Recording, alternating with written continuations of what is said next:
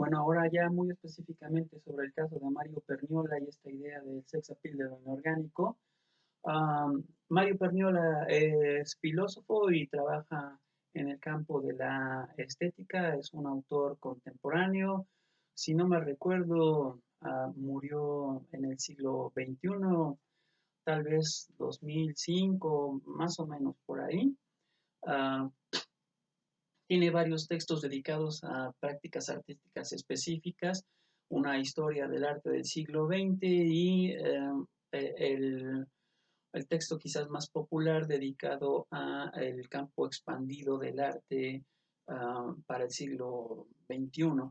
En el sex appeal de lo inorgánico recupera el concepto de Walter Benjamin del sex appeal y lo aplica a las expresiones culturales de nuestro tiempo.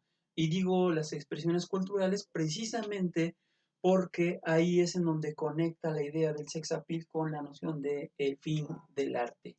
En la estética italiana, no es Francalanci el único, estamos hablando de 3 o 4 autores importantes, la mayoría vivos o que murieron hace muy poco. Por ejemplo, Rosario Asunto, que también um, murió en el siglo XXI. Um, Francalanci, que sigue vivo. Perniola, y bueno, hay otros que no recuerdo en este momento, pero son 5 o 6 autores importantes de la estética contemporánea italiana, y todos coinciden en este diagnóstico de que la estética ya no se agota en el terreno de las prácticas artísticas, ¿no? A diferencia de lo que ocurre, por ejemplo, en Francia, desde Michaud, con esta idea del arte en estado gaseoso, él tiene una visión negativa. Eh, ese texto es una especie de diagnóstico de la decadencia del arte contemporáneo. En la estética italiana las cosas son muy diferentes, no tienen esta visión negativa. Yo diría más bien que es más objetiva, por decirlo de algún modo, es decir, por lo menos no contiene estos juicios negativos de descalificación como de decadencia, sino que más bien hablan simplemente del estado actual de las cosas y la situación es esta. La experiencia estética se ha extendido a todos los campos de la vivencia del sujeto. No, están, no es un campo exclusivo de la experiencia con la obra de arte como habría surgido la estética en Baumgarten, por ejemplo, ¿no? Uh, Baumgarten fundó la estética diciendo la experiencia estética tiene como base la producción artística, es una relación entre sujeto y objeto cuando el objeto es una obra de arte. Pero en la estética italiana, la estética es algo que afecta a todos los objetos y que se relaciona con el sujeto. Por eso es que podemos hablar de el fin del arte. Ya no tiene hegemonía el arte sobre la experiencia estética, esta ha ido más allá a otros ámbitos de objetos de todo tipo, no exclusivamente, digamos que al aspecto más directamente relacionado con lo estético y que ya no es artístico, como es el diseño de objetos.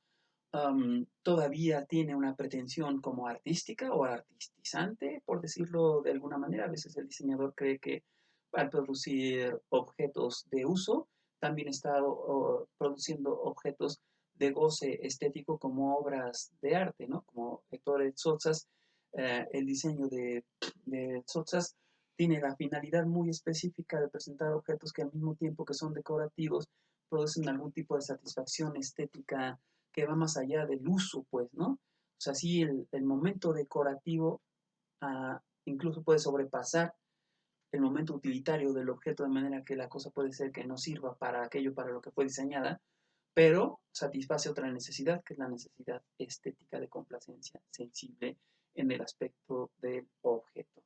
Bueno, ahora dirá Francalanci en la estética de los objetos, todo está diseñado. La computadora, por supuesto, está diseñada, pero también la escoba y los tornillos y el destapador, todo puede ser objeto de diseño y en ese sentido objeto de goce estético. Y ese es el aspecto seductor de los productos del capitalismo del siglo XXI. Para hablar del sex appeal de lo inorgánico hay que ubicarnos en lo que la tradición del análisis de la posmodernidad llama el capitalismo tardío, es decir, el capitalismo altamente industrializado, en donde importa más la consumatividad que el consumo del producto, es decir, importa la ideología de que hay que consumir antes que lo que se consume, no importa, lo que consumas es bueno. Y en ese sentido, en todos los objetos tienen que estar diseñados compitiendo pues por el consumo, ¿no? O sea, para volverse objetos de elección de consumo y de ahí la idea de el sex appeal de lo inorgánico y al mismo tiempo el fin del arte. Ya no se trata de arte cuando hablamos de estética, hablamos más bien de diseño. Y lo que señalaba, que me parece muy importante, ojalá pudieran tenerlo en mente todo el tiempo, el carácter ergonómico, que aunque surgió en el diseño como algo muy específico de adecuar los objetos a nuestro aspecto físico, material, es decir, nuestro cuerpo tiene que ser adecuado al objeto y el objeto tiene que ser adecuado a nuestro cuerpo para producirnos el mayor goce, la mayor satisfacción y que el objeto cumpla su función utilitaria, ¿no? Pero esta ergonomía puede extenderse a campos de inmaterialidad, es decir, por ejemplo, el buscador de Google, que conserva la memoria de todas las cosas que yo he buscado, cuando busco una nueva cosa, lo primero que me muestra son el tipo de experiencias que yo he buscado. Es decir, ergonómicamente está tratando de satisfacer mi gusto. Y en ese sentido, si yo estoy viendo objetos de una factura, lo que el buscador va a mostrar es un conglomerado de objetos de la misma factura, lo que sea, ¿no? No quiero poner casos. Eh, y entonces todo puede ser seductor por su apariencia, por su aspecto. Cualquier cosa puede ser objeto de goce estético. Eso lo aprovecha Mario Perniola para tratar algunos temas. Yo he hecho una selección que es la que les pido que revisen en el texto de Mario Perniola. Sentimiento y cosa, sadismo y sex appeal, cybersex, cuerpos como vestidos, Hegel y la cosa, las instalaciones expandidas y Heidegger y la cosa me parecieron los temas, pues más que nada, más fáciles de ilustrar con prácticas artísticas específicas, por ejemplo, cuerpos como vestidos. Ahí sin duda el mejor ejemplo que uno podría encontrar es Vanessa Beecroft, que con performance en los que trata con modelos, a veces completamente desnudas, a veces vestidas, a veces con una máscara, a veces con una batita, etcétera. Pone distintas ropas y las pone simplemente colocadas estáticas en algún lugar. No es un performance que consista en acciones, sino que las coloca en ciertas posiciones, a veces paradas, a veces sentadas, recostadas, acostadas completamente, embadurnadas con pintura roja que parece sangre o con pintura blanca para que parezcan muñecos de cal o con pintura negra para que parezcan estatuas, etcétera. Pero son cuerpos vivos, seres humanos, generalmente mujeres. Hay, yo diría que un matiz y muy pequeño, casi pobre, en Vanessa Bickoff, de denuncia feminista del uso del cuerpo femenino como modelo. Si buscas belleza, siempre aparece antes que nada una mujer. No hay otra cosa que represente mejor la belleza en la tradición cultural occidental que la mujer, especialmente si está desnuda. Entonces, ahí hay una instrumentalización del cuerpo femenino y hablar de cuerpos como vestidos resulta muy ilustrativo con Vanessa Beecroft, precisamente porque ella elige mujeres desnudas, ¿no? Yo diría un alto porcentaje, más del 70% de sus obras son de mujeres desnudas. Y creo que está intentando mostrar cómo el cuerpo es precisamente el aspecto material de la persona que llama nuestra atención, que nos parece interesante, atractivo, de goce sensible, etcétera. Por supuesto, no es la única. Todo el desnudo femenino en la pintura y en la escultura, desde la tradición griega hasta el presente, tiene como motivo el mismo tema, y lo digo así, como motivo el mismo tema, pensando que el motivo es precisamente la satisfacción sensible, ¿no? Porque un motivo es algo que está relacionado con nuestra experiencia subjetiva y que luego usamos ese motivo como pretexto para tratar un tema como la belleza, la virginidad, la pureza, la inocencia, o lo seductor, lo malvado, lo perverso, etcétera. Lo podemos usar como se nos dé la gana en términos temáticos y trabajar siempre con el mismo motivo, el cuerpo femenino desnudo, ¿no? Y en ese sentido, el cuerpo femenino desnudo es motivo, porque es lo que nos motiva, lo que nos mueve, lo que mueve nuestra pasión, lo que nos excita, pues, ¿no? En un sentido amplio, no estoy hablando en un sentido exclusivamente de erotismo sexual, es algo más amplio, es sensualidad más que pura sexualidad, incluso hablando del sex appeal inorgánico.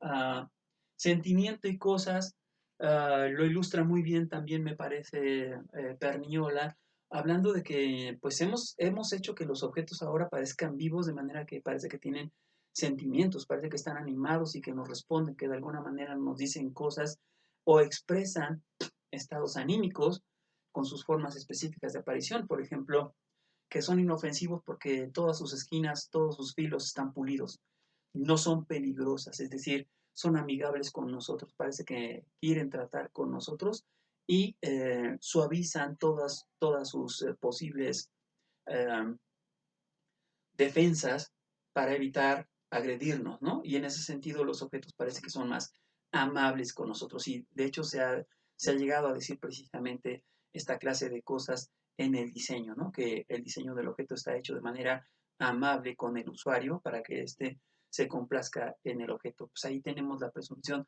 de que el objeto de alguna manera se porta bien con nosotros, ¿no? Y el artista muchas veces ha explotado esto con representaciones figurativas, con instalaciones, con objetos de uso que están muy sofisticados, muy polidos y que se han vuelto inofensivos. Ahí me parece que quizás Jeff Koons sería una muy buena ilustración de este sentimiento que producen las cosas y por eso es que causó tanto escándalo este ramo de tulipanes que quería él instalar en Francia y que finalmente terminó ciertamente instalado, no obstante las protestas, porque pues es de lo más insulso, ¿no? Es superficial, es banal, pero eso es lo que él quiere, ¿no?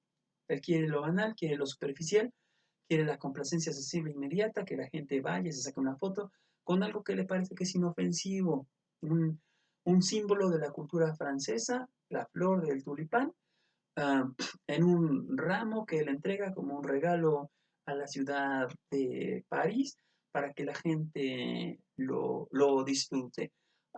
El mensaje oculto es siempre el mismo que tiene toda la mercadotecnia contemporánea del siglo XXI y es ilustrativa la mercadotecnia francesa precisamente en el siglo XXI.